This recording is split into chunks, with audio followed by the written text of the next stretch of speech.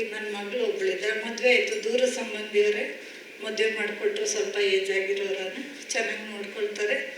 ಮಗಳು ಇದ್ದಾಳೆ, ನಾನು ಲೈಫ್ ಲೀಡ್ ಮಾಡ್ತಾಯಿದ್ದೆ. ಇವಾಗ ಕರೆಸಿ ನನಗೆ ಇಷ್ಟೆಲ್ಲ ಸನ್ಮಾನ ಮಾಡಿದ ನನಗೆ ಮೇಘನ ರಾಜ್ ಮೇಡಮ್ ತುಂಬ ಇಷ್ಟ ಇದ್ದರು.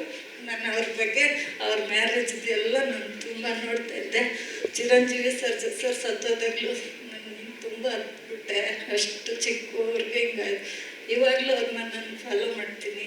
ಅವ್ರ ಹತ್ರನೇ ನನಗೆ ಫಸ್ಟ್ ಟೈಮ್ ಅವ್ರನ್ನ ಎದುರುಗಡೆ ನೋಡುವಂಥದ್ದು ಅವಾರ್ಡ್ ಸಿಕ್ಕಿದ್ದು ನನಗೆ ತುಂಬ ಖುಷಿ ಆಯಿತು.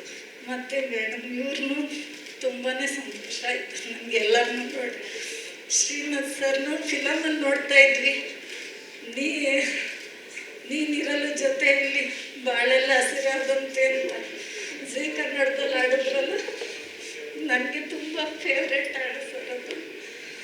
ನನಗೆ ಸಂತೋಷ ತಡೆಯೋಕ್ಕಾಗ್ತಾ ಇಲ್ಲ ಸರ್. ಧನ್ಯವಾದಗಳು ಸರೋಜ್ ಅವರೇ. ಈ ಮಾತುಕತೆಯನ್ನು ಕೇಳಿದಾಗ ನಮಗೆ ಆಘಾತ ಆಗುತ್ತೆ, ಆದರೆ ಅಗಾಧವಾದಂತಹ ಶಕ್ತಿಯಿಂದ ಬದುಕನ್ನ ಎದುರಿಸಿ ನಿಂತಿದ್ದೀರಿ.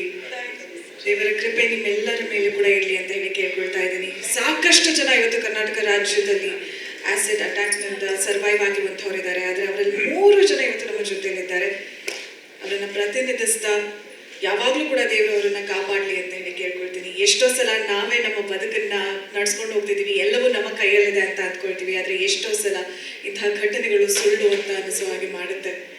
ನಿಮ್ಮ ಪ್ರೀತಿ ಮೇಘನ ರಾಜ್ ಕಡೆ ನೀವು ಹೇಳಿರುವಂತಹ ಮಾತುಗಳು ಕೂಡ ನಮಗೆ ಮನಸ್ಸಿಗೆ ತಾಡ್ತು. ಮತ್ತೊಮ್ಮೆ ಧನ್ಯವಾದಗಳನ್ನ ಹೇಳ್ತಾ ಹಾಗೆ ಕಾರ್ಯಕ್ರಮವನ್ನು ಮುಂದುವರಿಸ್ತಾ ಇದ್ದೀವಿ. ವಿಶೇಷವಾದಂತಹ ಕಾರ್ಯಕ್ರಮ ಇವತ್ತು. ಈ ಯಶಸ್ಸಿನ ಕಾರ್ಯಕ್ರಮ ನನ್ನ ಮನಸ್ಸಿಗೂ ಕೂಡ ಹತ್ತಿರವಾಗಿರುವಂಥದ್ದು. ಅಪರಿಚಿತೆ ಸಿನಿಮಾ